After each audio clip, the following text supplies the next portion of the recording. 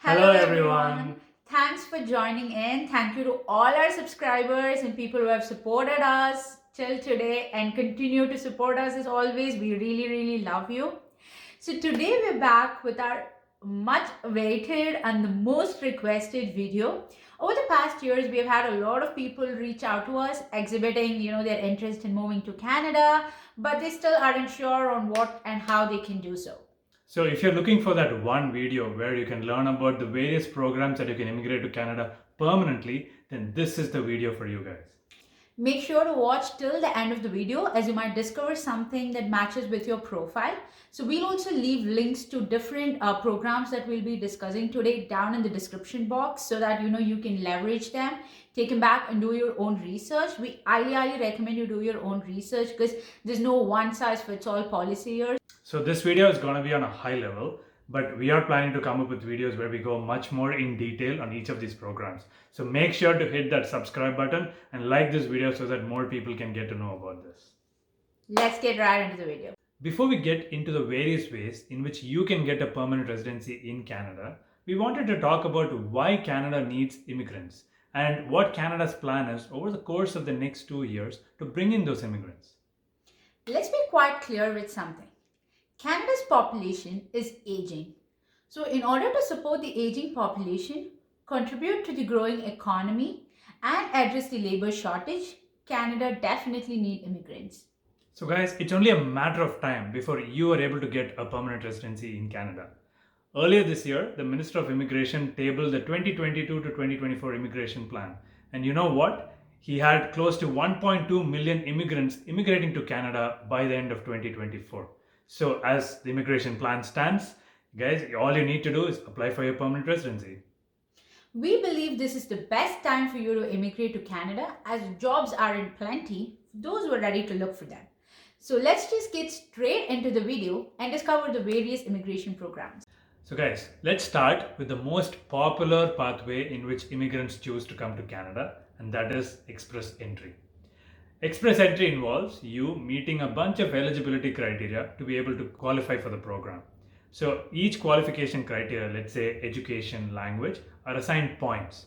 And all that you need to know is the total number of points that you're able to get through what is called a comprehensive ranking system. So as you guys can see, this is the web page where you can find out your comprehensive ranking system or your CRS score. So once you go into this link, you can go down and you can enter all of your information starting with what is your marital status and so on and so forth. And once you fill out all this information, you can then click on calculate your score so that you can find out what your final CRS score is before applying to the express entry program. Now you might be thinking, why is that score so important? So every few weeks, Immigration, Refugees and Citizenship Canada conducts what is called a draw. Now this draw will determine who will get permanent residence. So if your CRS score either meets or exceeds the cutoff score that IRCC has drawn, you will be invited to apply for permanent residence in Canada. Guys, remember, this score keeps changing for every draw. So in order to not miss out on getting an invitation, make sure to create a profile in the express entry under IRCC website and keep it updated. So if you want some guidance on how to go about this entire express entry profile creation and how to go about this process, make sure to subscribe to our channel as we'll be talking about it in detail in our upcoming videos. So now that we've discussed about the overall idea of an express entry, let's get into details on the three different classes under the express entry program. The first one is the Canadian Experience class. This is for those that have Canadian experience and have lived and worked in Canada for at least 1 year. This is the class that I used to immigrate to Canada once I finished my studies and did my work permit time here in Canada.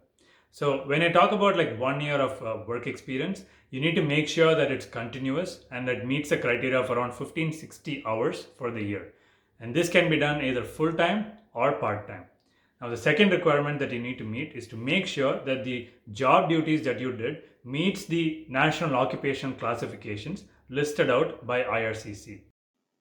As you guys can see here, this is the NOC page as described under IRCC. In order to qualify through express entry, regardless of which class it is, your NOC has to either meet NOC 0, A, or B, which means it can be skill type 0, management jobs, skill level A, professional jobs, and skill level B, technical jobs and skill trades. If you are not sure which skill level or NOC level your job caters to, then you can go all the way down here, and in the filter items tab, you can input what your job title was. Requirement number 3 is obviously educational. And one of the great benefits of applying under Canadian Experience Class is that you don't need to meet any certain educational criteria. There's no minimum qualification that is required to apply under this class. Now, finally, it's the English language proficiency. And under CEC, you have to make sure you meet a CLB benchmark level of at least CLB 5 in order to be eligible to apply for the Canadian Experience Class. So make sure that your IELTS scores or CELPIP scores meet the CLB level 5 to qualify under Canadian Experience Class.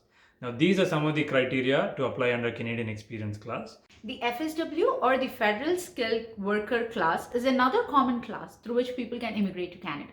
So if you're somebody who do not have a Canadian experience but have a good amount of international experience, then you're welcome to apply through the FSW program. However, we do have some eligibility requirements that needs to be met if you're looking to apply through the FSW. So the first one is obviously your experience or the job that you've been working abroad should fall under one of the NOC categories. So it's either type 0 or level A or B. So if you want to know what these NOC categories are, just rewind a bit, as Manoj was talking about it in the previous section.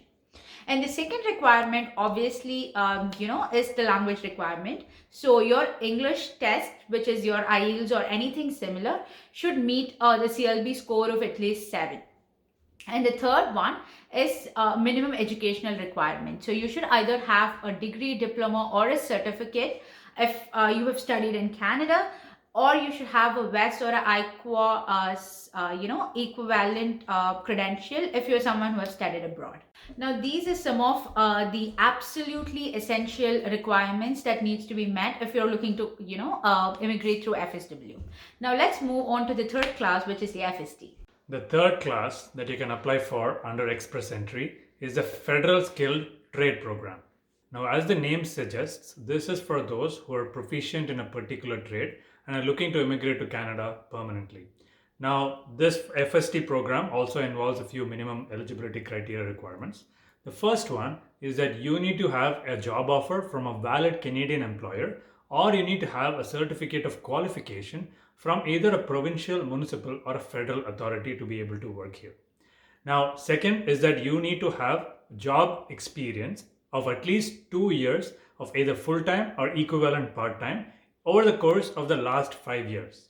Now, as this is a skilled trade program, the job experience that counts must classify under NOC code B, which is skill level B. And if you're looking at what are the different categories in a skill level B, I've explained it earlier in my CEC video. Now, moving on, the other requirement is in terms of education. You don't need to have any minimum education requirements to be able to apply for this program, which is a great advantage. And finally, in terms of English language requirements, you need to have a minimum of CLB level 4 in writing and reading and CLB level 5 in speaking and listening. So these are the requirements for the Federal Skilled Trade Program. Now that we have explored the Express Entry program, let's do a reality check. Have you guys seen the cutoff scores lately? It's absolutely high. Now, I remember when I moved to Canada in 2016, the CRS score was around 412. Can you guys imagine the score going to 412 anytime in the recent past? Like, if you guys have a score of 412, don't even dare to apply. But guys, this is not the end of the world, so don't get disheartened. If you have a low CRS score or low English score, that doesn't mean that you can never immigrate to Canada, because that's where the Provincial Nominee program kicks in.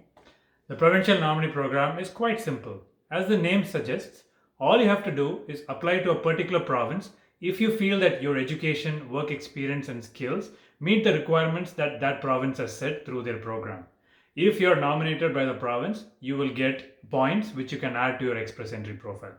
Now, there are two ways in which you can apply through the Provincial Nominee program. Way number one is you create an expressentry profile on the expressentry page and you wait for the province to send you an invitation. Now, each province has its own criteria, and based on what meets their requirements, they will send you a notification to apply for expressentry notification letter to them individually.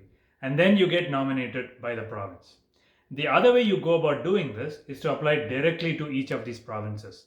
Now, as I mentioned before, each province will have different programs in different categories. And some of the criteria include, for example, in Manitoba, if you have a relative or if you have a sibling there, you will get additional points and qualify for a program there. And so if you meet some of these criteria, you can apply directly to these programs and you can wait for the nomination letter from them, which you can then use to create an expressentry profile. So guys, as I mentioned earlier, this is absolutely useful for people who have a low CRS score of say about 300 or they have a low English score. If a province decides to nominate you, then this automatically gets you 600 points, which means that's your golden ticket to getting a permanent resident in Canada. So guys, the programs we've spoken about so far are focused on economic reasons and are a way for Canada to boost its economic activity. Now, did you guys know that Canada also cared a lot about family reunification? In fact, for this very reason, Canada decided to start what is called the Family Sponsorship Program.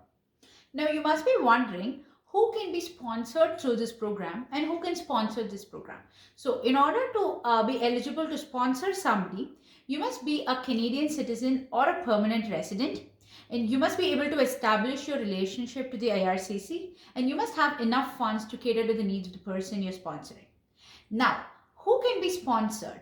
Well, the first one's obviously your spouse, your common law partner, and the second one is dependents, which includes your children, your parents, your grandparents. Now, there's also a possibility to sponsor extended family members like your siblings, nephew, or niece. However, the application process is a little more stringent. Guys, this is a great way for you to immigrate to Canada as the requirements are very minimal. There is no language requirements, there is no educational minimal requirements, also there is no minimal job requirements. However, all you need to prove is that the relationship that you have is a genuine relationship and you're able to support the person financially and socially when they move to Canada. Now, there are two categories under the family sponsorship. One is the inland and another one is the outland. So, inland is when the person you're sponsoring is living in Canada on a temporary basis. And the outland sponsorship is for people you're sponsoring who is living outside of Canada. So last year in February 2021, my wife came to Canada through the outland sponsorship process, and we were able to show genuine relationship to IRCC by submitting documentations such as our marriage certificates, our history in terms of conversation between us, as well as lots of photographs. Now, lots and lots of documentation were submitted by us, and so we will make a detailed video in the future outlining all the things that we did for her to get a permanent residency through this process. So the next program we're going to talk about is the Atlantic Immigration Program. As the name suggests, this is for those foreign skilled workers or international students who are looking to immigrate to one of the 4 Canadian Atlantic provinces, which include Newfoundland and Labrador, New Brunswick, Nova Scotia, or Prince Edward Island. Now, all that you need to be able to apply for this program is to have a qualifying job offer from a designated employer who is not able to fill this position locally. Now, as I said before, there are 2 streams, which is the foreign skilled worker and the international student. If you are a foreign skilled worker, you need to meet the following criteria to be able to apply for this program. Criteria number 1 is that you need to have had at least 1 year of work experience, full-time or an equivalent part-time, in the last 5 years in either NOC 0, A, B, or C skill type. Now, if you are not sure what your NOC code is, please go back a little to the expressentry section where I've explained in detail about this. Now, the criteria number 2 is around education, and this varies depending on what your NOC is. If you're an NOC 0 or an NOC A, then you need to have at least 1 year of Canadian post-secondary education or an equivalent in your country. And if you're an NOC B or a C type, then you should have at least a Canadian high school certificate or an equivalent in your country. Criteria number 3, which is English language requirement. The minimum requirement for this program is at least a CLB4, and this varies depending on what NOC code is. Now, when you're looking at the international student side, all that they need you to do is to make sure you've studied in one of these 4 Atlantic provinces, and you should have stayed in these provinces for at least 2 years over the course of your studies, and the studies must have been full time. Now that you know all these criteria, all that you need to do is to go out there and find a job, and you'll be ready to apply for this Atlantic immigration program and become a PR. Are you someone who loves the vibe of smaller communities and is looking to live in one? The Rural and Northern Atlantic Pilot Program is just for you. This is a community-specific program and gives pathway for skilled workers to be able to work in some of these participating smaller communities. However, we do have some eligibility criteria that needs to be met. So first is obviously the IRCC eligibility criteria, and in addition to that, each program or participating community have their own eligibility as well. So first you will have to find a job with one of the employers in these participating communities, and then you can apply to the community requesting them for a recommendation to permanent resident visa. And once you have gotten the recommendation, then you can apply to IRCC for a PR. Now, some of the participating communities are, the one that you see on the screen right now. As I had already mentioned, each of them have their own, job requirement and their own specifications and your filtering conditions. Hey guys, if you like the content we are posting, make sure to hit the subscribe button and the bell icon so that you don't miss any videos that we post. And please make sure to press the like button so that other people will be able to watch the same content and benefit from it. Please make sure to share it with your friends and families. Thank you guys. If you're a business owner and you're looking to set up your operations in Canada and looking to help Canada compete in a global scale, then there are 2 business related programs that might be of interest to you. The first one is the Startup Visa program, and the other one is the Self-Employment program. We are going to talk a little bit about the Startup Visa program. If you're interested in this program, then you need to meet the following criteria. Criteria number 1 is that you need to be a qualifying business with at least 10% voting rights in the company.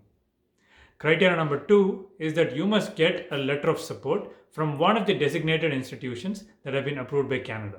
The list of these designated institutions will include angel investors, venture capitalists, or incubators, and the list can be found on the website. Criteria number 3 is that you must take an English language exam and you must get a band of CLB 5 or higher. And finally, you need to be able to prove to IRCC that you have enough funds to settle in Canada. Now, the great advantage to apply through this program is that if your idea is accepted and you get a letter of support, you will be able to apply for a temporary work visa through which you can come to Canada and start working on your idea. If you're someone with a good amount of experience in the field of athletics or cultural activities, then you can definitely utilize the self-employed program as a means of immigrating to Canada permanently. Now, in order to be eligible for this program, you must make sure that you have at least 2 years of experience in the field of athletics or cultural activities, and you should have the ability and the willingness to be self-employed in Canada, and you should also be able to contribute to the development of these fields on a global level in Canada. The next immigration program is the Quebec Selected Skilled Worker Program. So this is exclusively for someone who's looking to immigrate to Quebec province. Now, there are 3 steps that you need to follow if you're going to be applying to this program. So the first one is to apply to the government of Quebec for a CSQ certificate, so which is the Quebec Selection Certificate. The province of Quebec will then assess you based on their own rules, and once you have been approved, they will then give you the CSQ certificate. And the final step is to apply to IRCC using the CSQ for a permanent residence. The final program that we want to talk about is to become a PR in Canada as a refugee. Now, you guys might know this, but Canada is known all over the world for its compassionate and welcoming nature.